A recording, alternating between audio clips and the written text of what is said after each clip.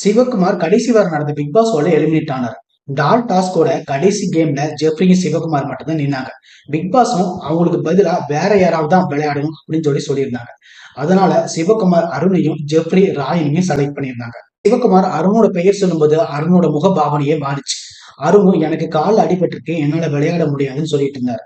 ஆனா அதுக்கு பின்னால உட்கார்ந்து இருந்த விஷால், உன்னால விளையாட முடியும், நீ விளையாடு அவருக்காக சொல்லிட்டு அட்வைஸ் பண்ணிட்டு இருந்தாரு. சிவகுமாரும் அருணும் ரெண்டு பேருமே ஒரே கேங்ல இருந்ததுனால ரெண்டு பேருமே அவங்களோட பொம்மைய டால் ஹவுஸ்ல வைக்கிறதுக்கு ரெண்டு பேருமே ஹெல்ப் பண்ணிட்டு இருந்திருக்காங்க. ஆனா ஒரு கேம்ல அருணோட பொம்மைய சிவகுமார் வைக்காம விட்டுட்டார். அதனால அருணும் அந்த கேமை விட்டு வெளியே போனார். இந்த கடைசி கேம் ஸ்டார்ட் ஆகிறதுக்கு முன்னாடி சிவகுமார் அருண் கிட்ட ரொம்ப நேரம் கெஞ்சி பேசிட்டு இருந்தார்.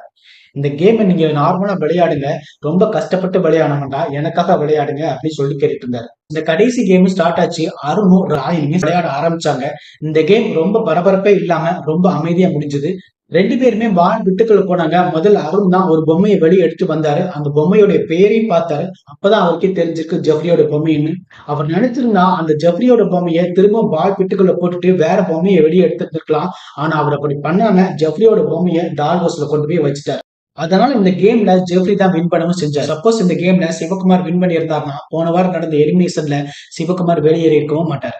உண்மையிலேயே சிவகுமார் இப்பதான் கேமை கொஞ்சம் கொஞ்சமா ஸ்டார்ட் பண்ணவே ஆரம்பிச்சிருக்காரு. ஆனா அதுக்குள்ளேயே அவர் வெளியேறவும் செஞ்சுட்டார். இவரை விட இன்னும் சில பேர் விளையாடாமலேயே இருக்கிறாங்க.